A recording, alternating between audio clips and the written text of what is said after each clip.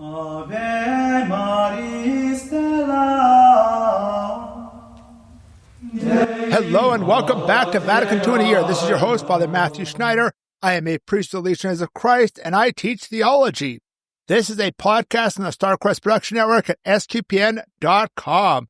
Today we're on day 137. We're covering Christus Dominus, the document on the bishops, number 33 and 34 on religious priests in a diocese. If you want to follow along, we have a reading plan and more details at sqpn.com/Vatican or frmatthewlc.com/Vatican. Yesterday, we spoke about bishops being free to appoint pastors and change parishes, but should do so prudently for the good of souls. Today, we're going to continue with Chapter 2, Bishops in their particular churches or dioceses, Section 2.3, Assistants in the Pastoral Office of Diocesan Bishops. We're going to start a new subsection, 2.3.4, on religious.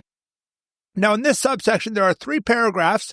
We're going to cover 2 of them today and 1 of them tomorrow, but the one tomorrow is like twice as long as the 2 today combined. So today's going to be a little shorter. Tomorrow's going to be a little longer.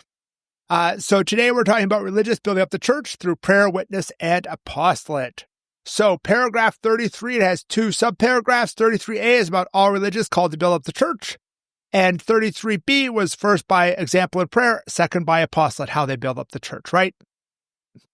So let's read 33a. And all that follows with religious are included also members of other institutes who profess the evangelical counsels. Our religious have the duty, each according to his proper vocation, of cooperating zealously and diligently in the building up and increasing the whole mystical body of Christ for the good of the particular churches, and for the good of the particular churches. So that's it, right? So that first note is about how we think of religious first. They're the most obvious, but you have other kinds of things, secular institutes, societies of apostolic life, association of the faithful, which they will make vows, of poverty, chastity, and obedience. If they are just associations of the faithful, and they're priests, then they have to be, how would you say?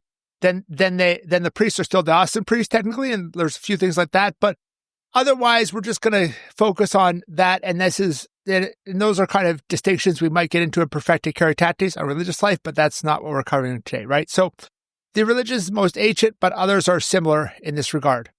And then, right, they're all needed to build both the universal church and the particular church, right? So me as a religious priest, I have a mission for the universal church, build up the whole church. But in any particular moment, my mission is usually focused in one diocese or a few dioceses in an area, right? Where I'm teaching in the seminary here, or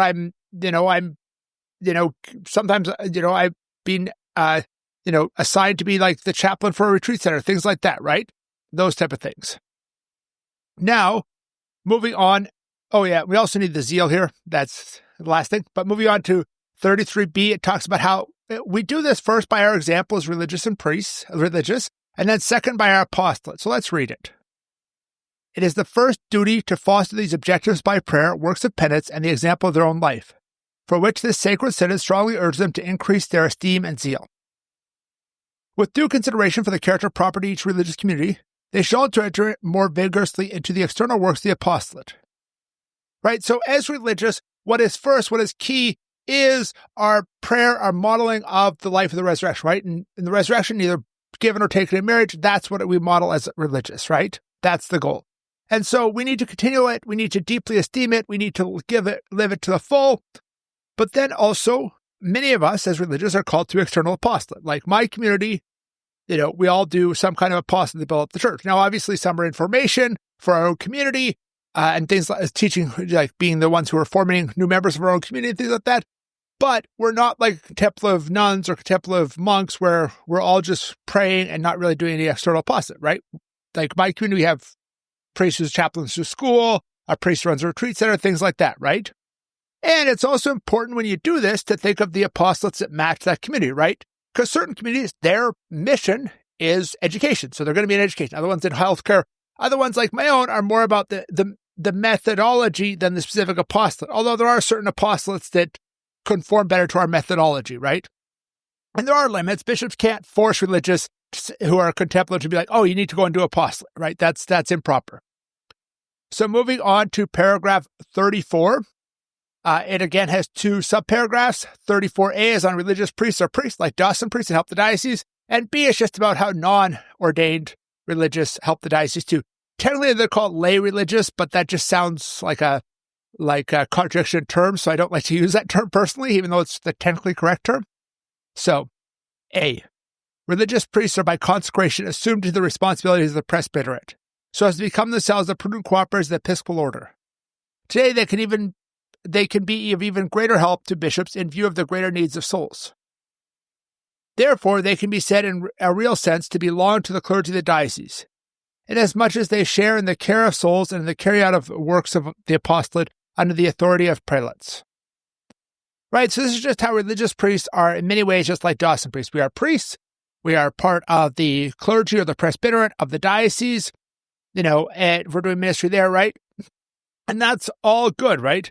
Real sense belong to the clergy of the diocese, and we are caring for souls, and a lot of times we can do great things to help out in particular cases, right? So, like we have this school, we have this retreat center here that priests in my house work on and things like that. So moving on to 34b, it's talking about non-priest religious, the same kind of idea, but how they help out the diocese too. Other members of religious communities, both men and women, also belong in a special way to the diocesan family and offer great assistance in the sacred hierarchy. With the increased demands of the apostolate, they can and should offer assistance even more and more.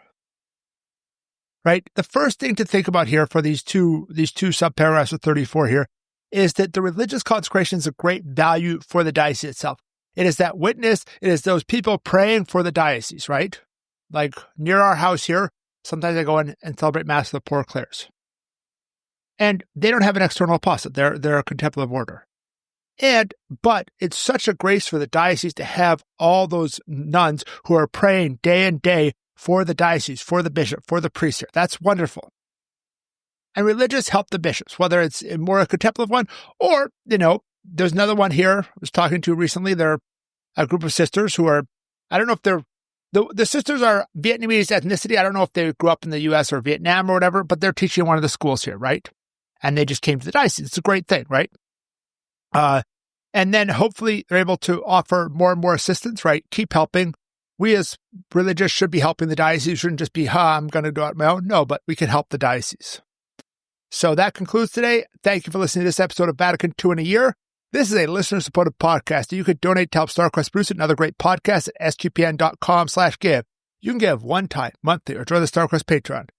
Tomorrow, we're going to continue with the next paragraph of Christus Dominus, which will conclude this subsection, 34 on the regulation of the ministry of religious priests, which in a way applies a lot to what I do and things like that as a religious priest. Please join us then to learn more about Vatican II, which will provide a blueprint for the Catholic Church. Go to sqpn.com/Vatican, frmatthewlc.com/Vatican, or Vatican SQPN on Facebook and X for more information on the podcast, such as playlists for individual documents and a reading plan. Amen.